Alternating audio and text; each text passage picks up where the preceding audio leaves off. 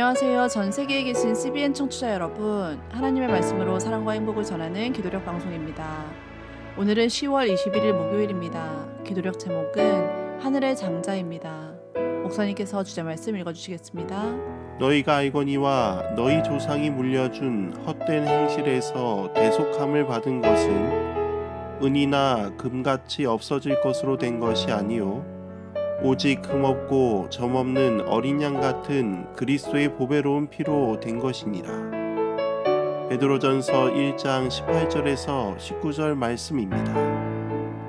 찬미가 169장 내 진정 사모하는 이참이 함께 부르시고 아침 기도력 말씀 묵상하겠습니다.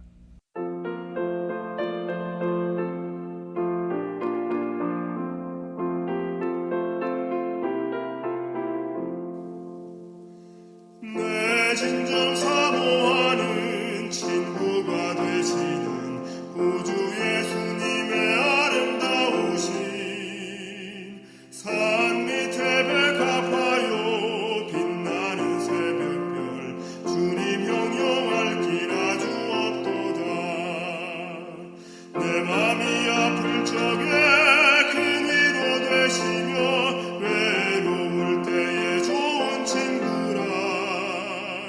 주는 저 산 밑에 백합 빛나는 새벽별 이 땅 위에 비길 것이 없도다. 내 몸의 모든 염려 이 세상 고락간 나와 항상 같이 하여 주시고 시험을 당할 때에 악마의 계교를 즉시 물리치사 날 지키시네. 온 세상 날 버려도 주 예수 안 버려 끝까지 나를 돌아보시니 주는 저 산 밑에 백합 빛나는 새벽별 이 땅 위에 비길 것이 없도다.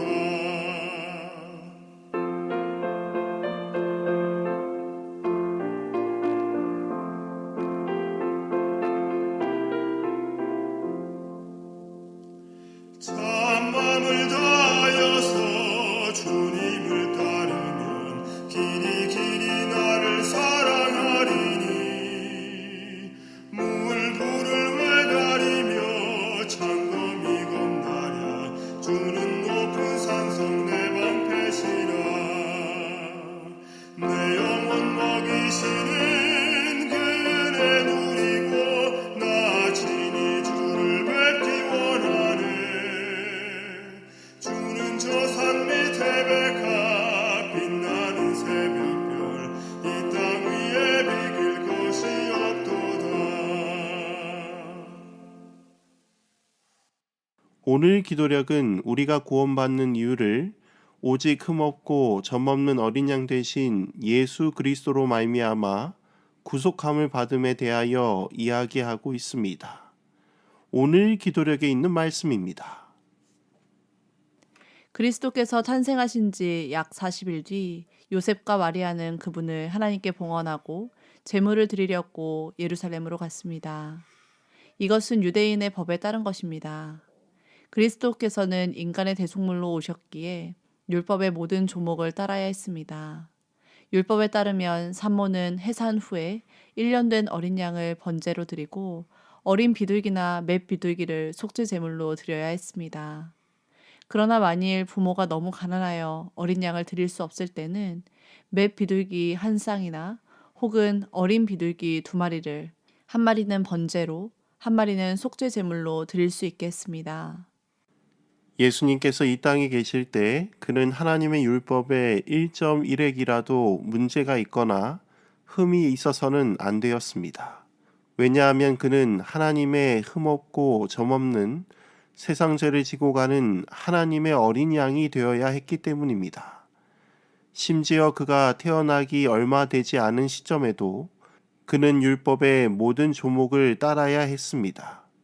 그래서 태어난 지 40일 뒤 요셉과 마리아는 예수님을 하나님께 봉헌하고 제물을 드리려고 예루살렘으로 올라갔습니다. 가난한 부부의 재물은 비록 비둘기 한 쌍으로 한 마리는 번제로 한 마리는 속죄 제물로 드리게 되었습니다. 이는 하나님의 율법으로 완전해야 했고 메시아에 대한 예언들이 그로 말미암아 성취되어야 했습니다. 이처럼 예수님의 생애는 우리가 생각하는 것보다 훨씬 어렵고 힘든 위치에 놓여 있음을 보게 됩니다. 그의 생애는 십자가에 달리기 전까지 완전 무결해야 했습니다. 흠이 없어야 했다는 것입니다. 심지어 그의 자라난 환경은 선한 것이 어떻게 나사렛에서 날 수 있느냐는 악명 높은 도시에서 그는 온전한 삶을 살아가셔야만 하셨습니다. 우리는 예수님께서 우리를 위하여 어떠한 길을 가신 것을 생각하며 감사하며 깨달아야 합니다. 오늘 기도력에 있는 말씀입니다. 하나님께 드리는 모든 제물은 흠이 없어야 했습니다. 이로써 표상의 원형인 예수님에게 육체적인 결함이 없었음은 분명해졌습니다. 그는 흠없고 점없는 어린 양이셨습니다. 그분의 신체 조직은 어떠한 결함으로도 훼손을 받지 않았습니다. 그분의 몸은 튼튼하고 건강했습니다. 또 그분은 평생토록 자연의 법칙에 꼭 맞게 사셨습니다. 하나님의 법칙에 순종한 결과로 온 인류가 어떻게 되기를 하나님이 바라셨는지에 대해 예수님은 영적인 면뿐 아니라 육체적인 면에서도 그 모범이 되셨습니다. 처음 태어난 것을 하나님께 바치는 관습은 먼 과거로부터 유래했습니다. 하나님은 하늘의 장자를 주어 죄인을 구원하겠다고 약속하셨습니다. 각 가정에서 장자를 봉헌하는 행위를 통해 이 선물을 인지해야 했습니다. 장자는 인류를 대표하는 그리스도로서 제사장직에 헌신하셔야 했습니다. 예수님께서는 육체적으로도 온전한 정신과 건강을 소유하여야 하였습니다. 그분의 신체 조직은 어떠한 결함으로도 훼손을 받지 않았습니다. 그분의 몸은 튼튼하고 건강하였습니다. 또한 그분은 평생토록 하나님께서 제정해 놓으신 천연계의 법칙을 지키셨습니다. 즉 예수님께서 하나님의 뜻에 순종한 결과로 온 인류가 구원받게 되었습니다. 사단은 이것을 무너뜨리기 위하여 얼마나 애를 썼는지 모릅니다. 그렇다면 예수님께서 어떻게 이러한 삶을 살아가셨을까요? 그 대답은 예수님의 대답 안에서 찾을 수 있습니다. 요한복음 14장 10절을 보면 내가 아버지 안에 거하고 아버지는 내 안에 계신 것을 내가 믿지 아니하느냐. 내가 너희에게 이르는 말은 스스로 하는 것이 아니라 아버지께서 내 안에 계셔서 그의 일을 하시는 것이라. 즉 예수님께서는 늘 하나님 안에 거하시고 그분을 자신의 마음속에 두고 계셔서 스스로 원하는 대로 살아가는 것이 아니라 내 속에 계시는 분께서 내게 말씀하시는 대로 순종하며 살았다고 이야기하고 있는 것입니다. 즉 태어날 때부터 십자가에 달려 돌아가실 때까지 늘 순종하며 살아가셨습니다. 사랑하는 성도 여러분, 그분께서 우리를 위하여 어떠한 삶을 살아가셨는지 생각해 보아야 할 것입니다. 오늘 이 시간 우리를 위하여 흠없고 점없는 어린 양이 되시려고 이 땅에 오신 하늘의 장자 예수님을 늘 생각하시며 살아가시는 우리 모두가 되기를 간절히 소망하며 말씀을 줄이도록 하겠습니다.